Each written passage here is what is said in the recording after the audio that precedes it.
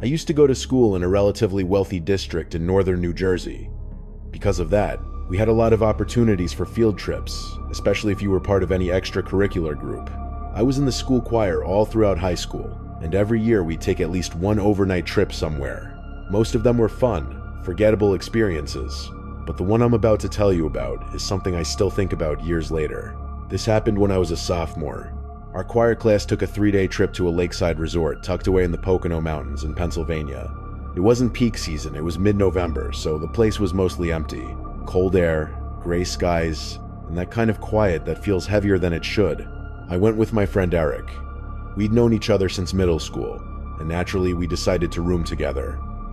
When we got there, the first thing we noticed was how isolated everything felt. Our building was set slightly downhill from the main lodge, and behind it stretched a long slope leading to a dark, still lake. Our room was on the ground floor. It had 2 beds, a small bathroom, and a sliding glass door that looked out toward the lake. There was a narrow concrete walkway just outside, connecting all the rooms in that row. Beyond that, just grass, trees, and silence. The first day was actually great. Eric and I hung out with a couple of girls from our class, Megan and Chloe, and spent the afternoon doing whatever activities were still open. We tried go-karting, climbed the indoor rock wall, and even went swimming, even though it was freezing outside. For a while, it felt like a normal school trip. After dinner, we all went our separate ways. Eric and I went back to our room around 10 p.m. The sky was clear, and the moonlight reflected off the lake in a way that looked almost unreal. We decided to leave the blinds open on the sliding door so we could see it while we were lying in bed. That turned out to be a mistake. For about an hour, nothing happened. We were just lying there, talking on and off, trying to fall asleep. Eventually, things got quiet. I was just starting to drift off when Eric suddenly let out this sharp, panicked yell. It wasn't the kind of yell you make as a joke. It was pure fear. I shot up in my bed and immediately looked over at him. But he wasn't looking at me. He was staring straight ahead toward the glass door. I followed his gaze. Standing just outside the sliding glass door was a woman. She was tall, unnaturally tall, and painfully thin. Her hair was long, gray, and messy, hanging down past her shoulders. Her face was close to the glass, and her hands were pressed up on either side of it, like she was trying to block out the reflection and see inside more clearly. She didn't move. She just stared. For a few seconds, neither of us said anything. It felt like time had completely stopped. Then, slowly, she turned her head slightly, like she had noticed that we were both fully awake now, and then she walked away. Just like that, Eric and I looked at each other, both of us waiting for the other to say something, to do something. Finally, we got up at the same time and rushed to the door. Without really thinking, we slid it open and stepped outside. The walkway was empty. No footsteps, no sound, no movement anywhere. The path stretched in both directions, completely clear. The grass beyond it was still, and the slope down to the lake was undisturbed. There was nowhere she could have gone that quickly. We walked a few steps in each direction, calling out half-heartedly, but there was no response. Eventually, we went back inside and locked the door. Neither of us slept much that night. The next day, we didn't tell any of the chaperones. I don't even know why we just didn't want to deal with it. We did tell Megan and Chloe, though. They laughed at first, thinking we were exaggerating, but when they saw how serious we were, they stopped. That night, we made sure to close the blinds. We double-checked the lock on the sliding door before getting into bed. Eric fell asleep pretty quickly, but I stayed up for a while, scrolling on my phone, trying not to think about what we had seen. Eventually, I must have fallen asleep. I woke up suddenly. I don't know what woke me. There was no sound, no movement, just this overwhelming feeling that something wasn't right. The room was completely silent. I sat up slowly and looked toward Eric's bed, but I couldn't see him. At first, I thought my eyes were just adjusting to the dark, but then I realized something was blocking my view. Something was standing between us. I looked up, and there she was. The same woman. She was standing right next to my bed, towering over me. Even in the dim light filtering through the edges of the blinds, I could see her face clearly. Her eyes looked hollow, unfocused, like she wasn't fully aware of where she was. I couldn't move. I couldn't speak. My entire body felt locked in place. She took 2 slow steps backward. Then, in a quiet, almost flat voice, she said, "Your back door was unlocked." After that, she turned around and walked toward the sliding door. I don't remember hearing it open. I don't remember hearing it close. She was just gone. The moment she disappeared, I snapped out of it. I scrambled over to Eric's bed and shook him awake, trying to explain what had just happened. He immediately got up, and we both checked the door. It was unlocked. We locked it, closed the blinds tightly, and turned on the lights. Neither of us even tried to sleep after that. We just sat there, waiting for morning. Around 8 a.m., we went to the dining hall with the rest of the group. We must have looked awful, because a few people asked if we were okay. We didn't say much, we just wanted it to be over.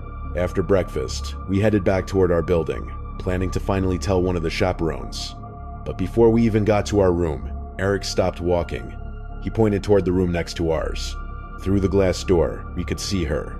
She was sitting on the edge of the bed, hands folded in her lap, staring straight ahead directly at the door, at us. Completely still. We didn't go any closer. Instead, we turned around and ran all the way to the main lodge, straight to the front desk. We tried to explain everything as clearly as we could, but the staff seemed confused, unsure of what to do. Eventually, we convinced a couple of them to come with us. When they opened the door to that room, the woman was still sitting there, but she wasn't alone. There was an older man sitting on the other bed, watching the staff as they walked in. There was something off about him too, his expression, the way he moved, like he wasn't fully present. The staff pulled us aside and told us the woman had some kind of mental condition. The man was her caretaker, but they admitted he didn't seem entirely stable either. We asked if they were going to remove them from the resort. They said no. That's when everything escalated. We told our chaperones, and after a long, heated argument with the staff, the decision was made to end the trip early.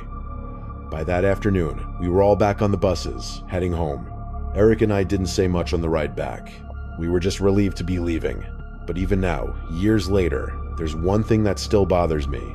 If she needed the door to be unlocked, how long had she been trying to get in?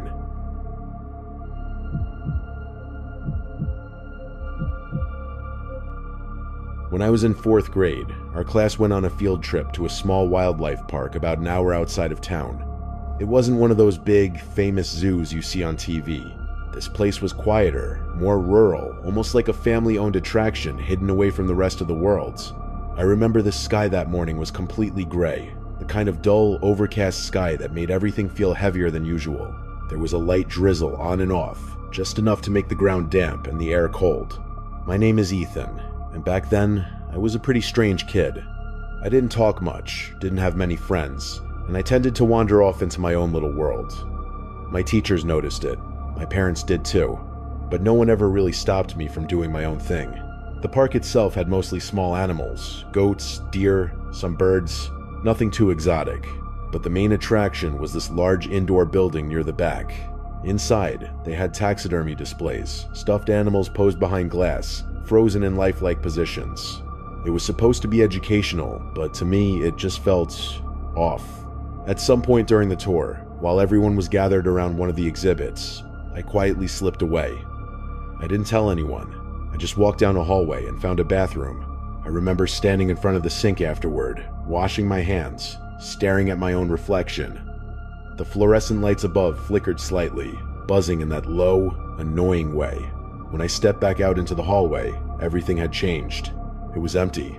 No voices, no footsteps, no teachers calling out instructions, just silence. At first, I wasn't worried. I figured the group had just moved ahead, so I started walking in the direction I thought they went. But the hallway I chose didn't look familiar. The lights were dimmer here, and the carpet this deep, faded red stretched endlessly ahead of me. Glass displays lined the walls. Animals stood frozen behind them. Foxes, birds, raccoons. Each one posed like it was still alive. But the longer I walked, the more it felt like they were watching me. I don't know how long I had been walking when I saw him. At first, I thought I was imagining things. There was a stack of folding chairs pushed into a corner of the hallway, and behind them, I noticed movement. Then I saw his face. A man. He was crouched low, partially hidden behind the chairs, like he didn't want to be seen. I remember letting out a small laugh, thinking maybe he was a worker or someone joking around, but then he slowly stood up and stepped out into the hallway. He didn't smile. "Hey," he said, his voice low. "Where'd your group go?" I shrugged. "I don't know." Before I could say anything else, he reached out and grabbed my hand. His grip was tight, too tight. "Come on," he said. "I'll help you find them." At first, I didn't resist. I thought he was helping me. That's what adults were supposed to do, right? But as he started leading me down the hallway, something didn't feel right. He was walking fast, too fast, and he wasn't heading back toward the main exhibits. Instead, he turned down a narrow corridor that led to an exit door. When we pushed through it, we ended up outside behind the building. There were dumpsters back there, a couple of old wooden benches, and beyond that, trees. Dense woods. That's when his grip tightened even more. He didn't say anything, but he started pulling me harder, dragging me toward the trees. I remember the exact feeling in my stomach. It wasn't just fear, it was something deeper, something instinctive, like my body knew something my mind hadn't caught up to yet. I felt like I was going to throw up, but I didn't scream. I didn't cry. I just let it happen. And then, a scream. Hey! It was loud, sharp, panicked. The man froze. I turned my head and saw one of my teachers on the other side of a chain-link fence. Her face twisted in fear as she shouted at the top of her lungs. For a split second, everything stopped. Then the man let go of my arm and ran. He sprinted straight into the woods, disappearing between the trees in seconds. A moment later, more teachers burst out through the same door we had come from. They rushed toward me, grabbing my shoulders, asking me if I was okay, yelling questions all at once. I didn't answer. I couldn't. They pulled me back inside, and everything after that felt like a blur. The field trip ended immediately. The staff called the police. My parents were notified. Everyone was shaken. Some of the teachers scolded me for wandering off, their voices a mix of anger and fear. Others hugged me, trying to calm me down. I remember feeling overwhelmed, like I had done something wrong, even though I didn't fully understand what had just happened. We all got back on the buses and left. As the bus pulled away from the parking lot, I sat by the window, staring out at the trees. That's when I saw him. He was crouched low in the woods, just a few yards from the road, hidden behind a branch, barely visible, but I recognized him instantly. He was watching the buses, watching me. Our eyes met for a brief moment as we passed, and then he was gone. I didn't tell anyone about that last part. Not the teachers, not my parents. I don't know why. Maybe I was too scared. Maybe I thought no one would believe me. Or maybe, deep down, I just wanted it all to be over. But even now, years later, I still think about it. I think about what would have happened if my teacher hadn't screamed, if she had been just a few seconds later, if no one had noticed I was missing. And the worst part, I know that man didn't just disappear. He ran into those woods, and he got away. And I can't help but wonder if, somewhere out there, he found another kid who wasn't as lucky as I was.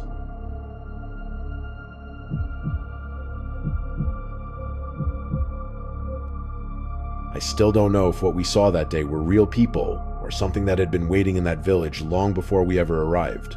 And what scares me the most isn't what we saw, it's how they were standing there, like they were expecting us. This happened back when I was a junior in high school, in a small town near western Massachusetts. I had signed up for an elective class called Urban Legends and Unsolved Mysteries. It wasn't a serious class, but it was easily the most interesting one I'd ever taken. Our teacher, Mr. Carter, liked to do hands-on activities, and one day he told us we'd be taking a field trip to an abandoned settlement somewhere deep in the woods near the New York border. I went on that trip with my friend Ethan. He was the kind of person who always pushed things too far, especially when it came to anything creepy or dangerous. If there was a warning sign, Ethan would be the first to ignore it. I was more cautious, but I stuck with him anyway. The bus ride took about half an hour. Eventually, we turned onto this narrow, cracked road that cut through thick forest. The deeper we went, the quieter it got. No houses, no cars, just trees. When we finally arrived, the place didn't even look real. The village sat in a clearing, overgrown with tall grass. Old brick buildings stood scattered around, most of them partially collapsed. Windows were boarded up, doors hanging off hinges. It looked like nobody had touched the place in decades. Mr. Carter gathered all 20 of us and explained the assignment. We were supposed to explore the area and come up with theories about why the village had been abandoned. He warned us not to go inside any buildings, but no one really took that seriously. We started walking through the village as a group. Some of the buildings had holes smashed into the walls, and there were even a few dug-out openings in the ground leading into basements. At some point, Ethan nudged me and pointed toward the tallest building at the far end of the clearing. It stood higher than the others, with most of its windows boarded up, except for one near the top. "Let's check that one out," he said. I hesitated, glancing back at the group, but they were already moving toward what looks like an old church. before I could argue, Ethan was already heading off. I followed him. Behind the tall building, we found a hole in the ground right next to a sealed back entrance. Someone had clearly dug it out. Inside the hole was an old metal ladder leading down into darkness. We looked at each other for a second. "We've come this far," Ethan said. He climbed down first. I followed, using the flashlight on my phone to see. The basement smelled damp and stale, like rotting wood. There were empty bottles scattered across the floor and graffiti sprayed on the walls. A wooden staircase led upward into complete darkness. We shouldn't have gone further, but we did. Each step creaked loudly under our weight as we climbed. At the top, we reached a narrow hallway with several doorways leading into pitch-black rooms. It was so dark it felt unnatural, like the light from our phones was being swallowed. We were about to turn back when we heard it. A loud thud. It came from one of the rooms ahead of us, like something heavy hitting the floor. We both froze. Every instinct told me to run, but Ethan slowly stepped forward instead. I followed, even though I didn't want to. We reached the doorway and shined our lights inside. That's when we saw them. 3 men. They were standing about 10 feet away, perfectly still, facing us. Not moving, not speaking, just staring. There was something wrong about the way they stood. Too straight, too still, like they weren't surprised we were there at all. For a second, nobody moved. Then Ethan grabbed my arm, and we both ran. We sprinted down the stairs, nearly slipping, climbed the ladder, and got back outside. We didn't stop running until we caught up with the group. When people asked what was wrong, we just said we got spooked inside one of the buildings. We didn't want to get in trouble. As we were leaving later that day, I looked back at the tall building. That's when I saw it. A face. At the one unboarded window near the top. Someone was watching us. I never told Mr. Carter what we saw. I don't know if those were just people hiding out in the building or something else entirely, but I still think about the way they stood there in the dark, waiting.